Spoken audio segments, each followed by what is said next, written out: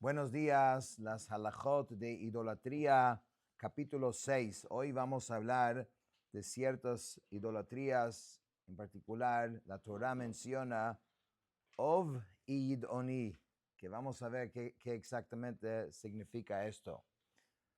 Halajá 1 dice: cualquiera que voluntariamente y como un acto consciente de desafío realiza prácticas asociadas con un Ov o un Yidoni es culpable de Karet. Si hubo testigos que la advirtieron previamente, debe ser ejecutado por lapidación. Si realizó estas acciones inadvertidamente, debe traer un sacrificio fijo por el pecado, que es en general la diferencia en la Torah entre shogeg y mezid. Mezid es cuando haces algo voluntariamente, a sabiendas, y otro es cuando uno no sabía. Entonces, el castigo viene cuando se hace a propósito y el corbán, el sacrificio, es cuando lo haces involuntariamente. ¿En qué consisten las prácticas asociadas con un Ov? Primeramente vamos a hablar del Ov. Entonces dice: una persona se pone de pie y ofrece un incienso de composición conocida. Sostiene en su mano una vara de mirto y la agita mientras susurra una conocida fórmula de encantamiento en voz baja. Eso es esa práctica. Esto continúa hasta la persona que hace la consulta oye una voz como si otra persona le estuviera hablando y respondiendo a sus preguntas. Eso es una práctica mencionada en la Torah. Parece como si las palabras vinieran desde debajo de la tierra en un tono muy bajo, hasta el punto que no pueden prescribirse claramente con el oído, sino que solo se perciben con el pensamiento. Dice: asimismo, entre las prácticas asociadas con un Ov se encuentra tomar el cráneo de un cadáver, ofrecer incienso y recitar encantamientos hasta que se escucha una voz en tono muy bajo que emana de las axilas de la persona y responde sus preguntas. Cualquiera que realice uno de estos actos debe ser ejecutado por lapidación. Hoy en día, aunque hay en ciertos lugares en el mundo, quizás todavía existen diferentes prácticas, definitivamente no son tan conocidos como eran en otras épocas,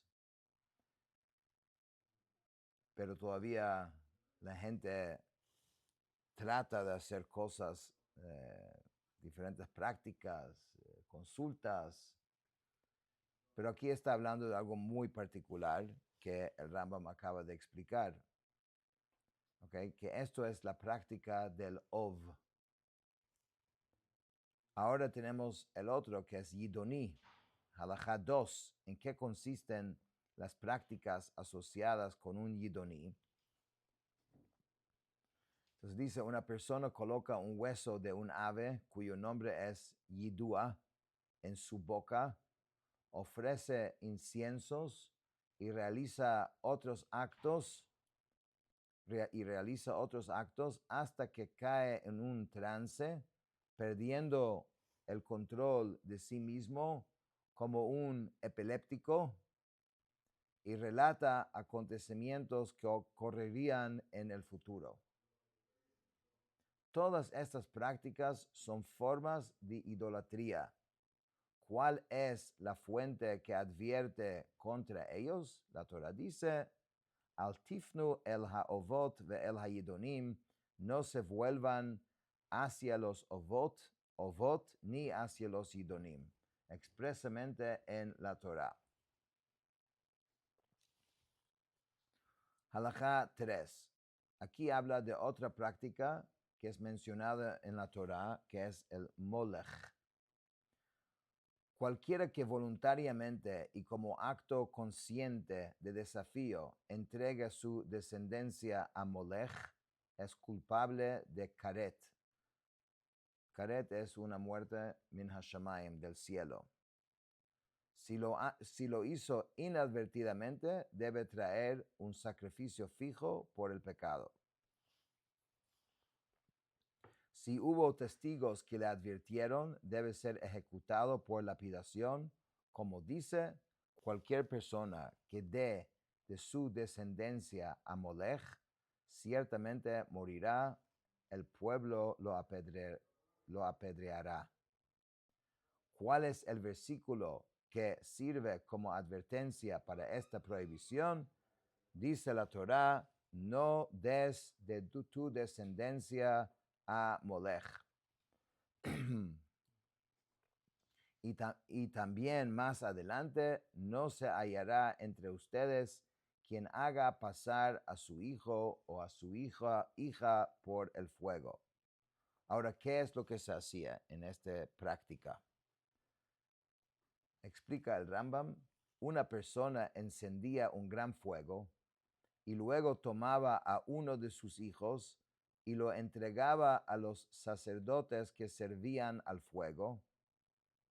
Después de que el niño era entregado a ellos, los sacerdotes lo devolvían a su padre para que lo hiciera pasar por el fuego según su voluntad. El padre del niño es quien lo hace pasar por el fuego con el permiso de los sacerdotes. Esto es una práctica que existía y que la Torá lo menciona. Lo hace pasar de un lado al otro del fuego mientras lo lleva caminando con sus pies en medio de las llamas.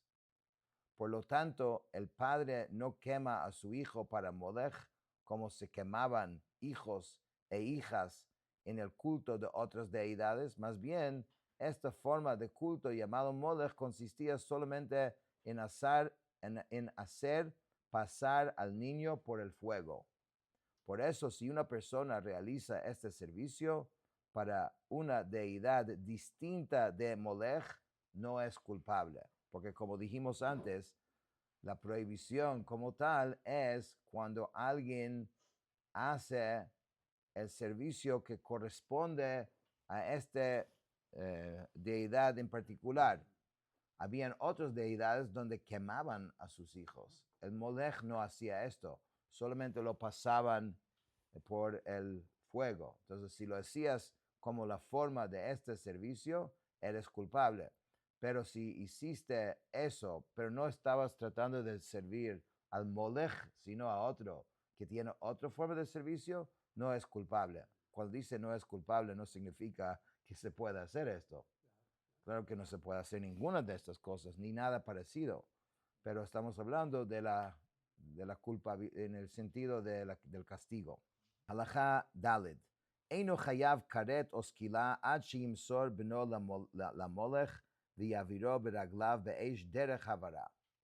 Una persona no es culpable de karet ni de lapidación hasta que entrega a su hijo a Molech y lo hace pasar por el fuego mientras lo lleva en brazos. Si lo entrega, pero no lo hace pasar por el fuego, o lo hace pasar por el fuego sin haberlo entregado, porque el servicio es esa, que hay que entregarlo, recibirlo y pasarlo por el fuego.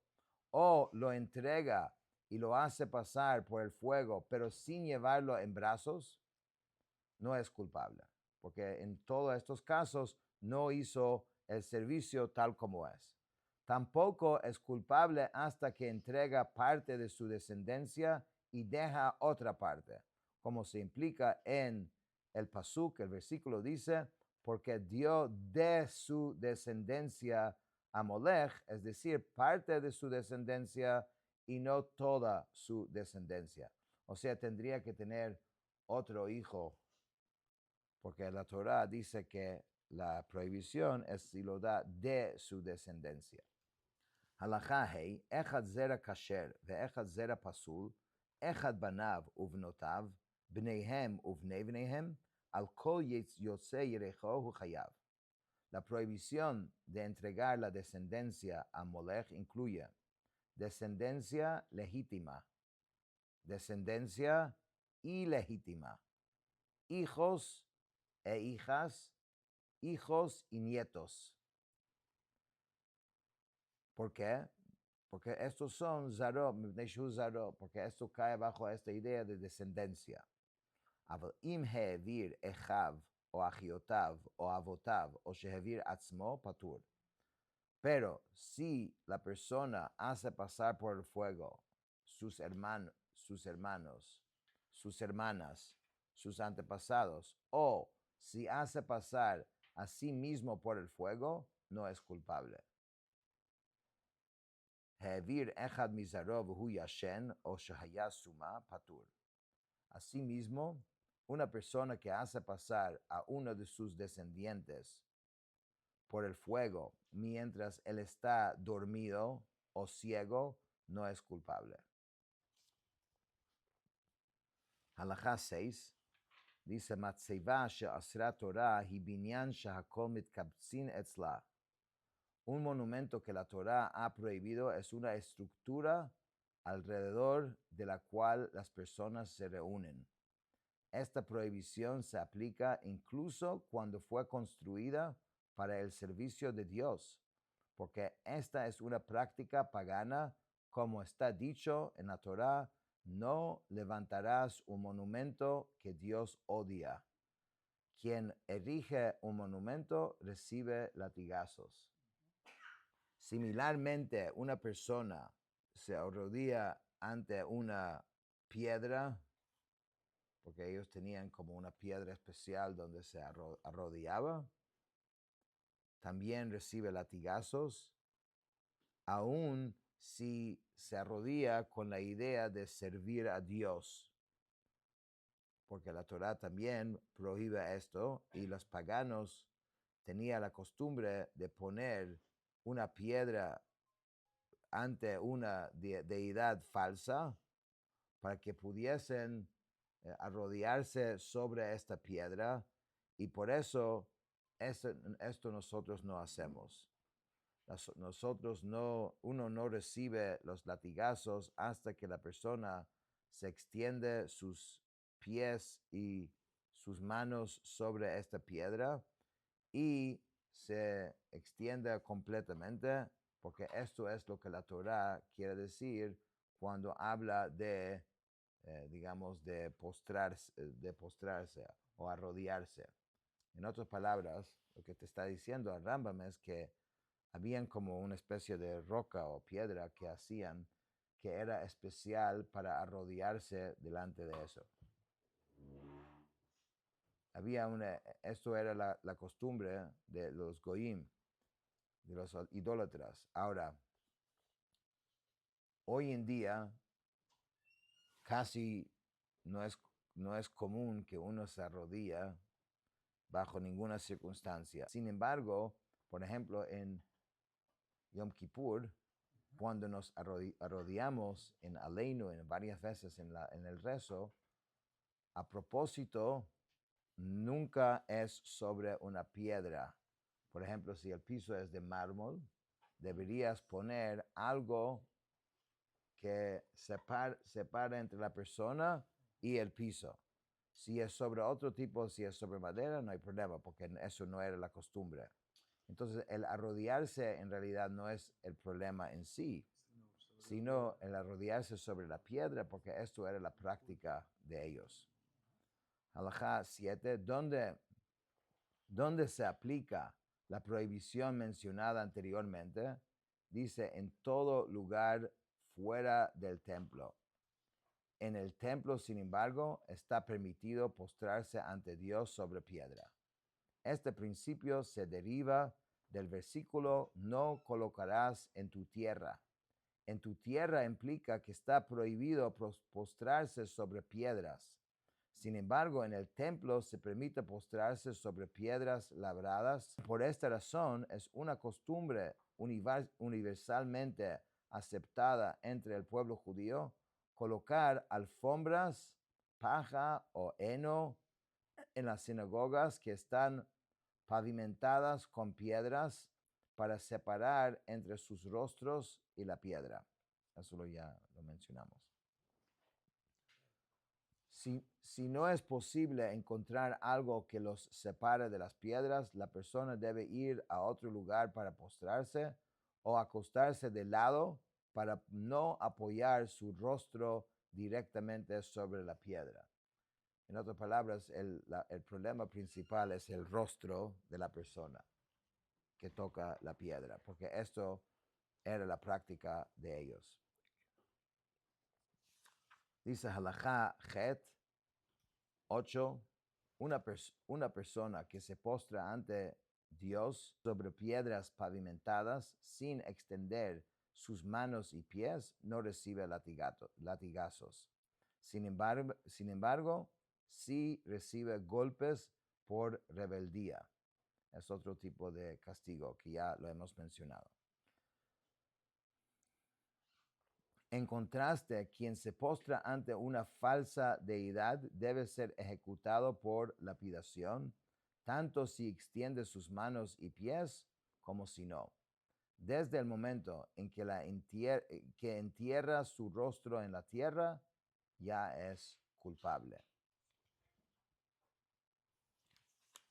Halajá 9 dice: Hanotea ilan eitzel hamizbeach o bechol azara, bein ilan srak, bein ilan ma'achal, af al pi she'aso lenoi, lemikdash viyofilo, harei ze loke. Una persona que planta un árbol cerca del altar o en cualquier lugar del patio del templo, ya sea un árbol frutal o no, recibe látigos, como está dicho: no plantarás una asherá ni ningún otro árbol junto al altar de Dios tu Señor. Esta prohibición se aplica incluso si lo hizo para embellecer el templo y hacerlo más atractivo. La razón de esta prohibición es que esta era una práctica pagana, pues ellos plantaban árboles junto a sus altares para que la gente se reuniera ahí. Entonces nosotros no hacemos esto. La última halajá de hoy, halajá 10, dice: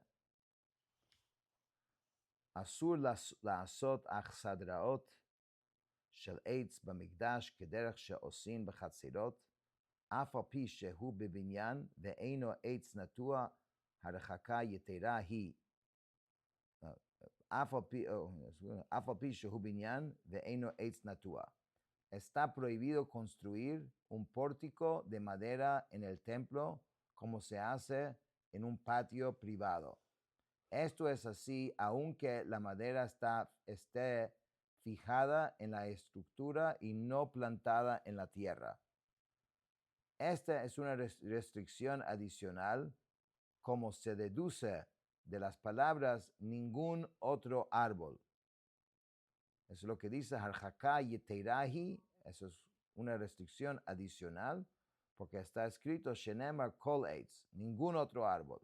El Kol Ha'achsadraot V'Hasvachot Hayotzot min Haktalim Shahayu B'Mikdash Shel Even Hayu Lo Shel Eitz.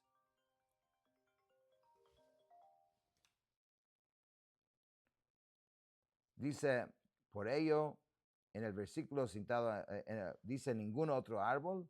En el versículo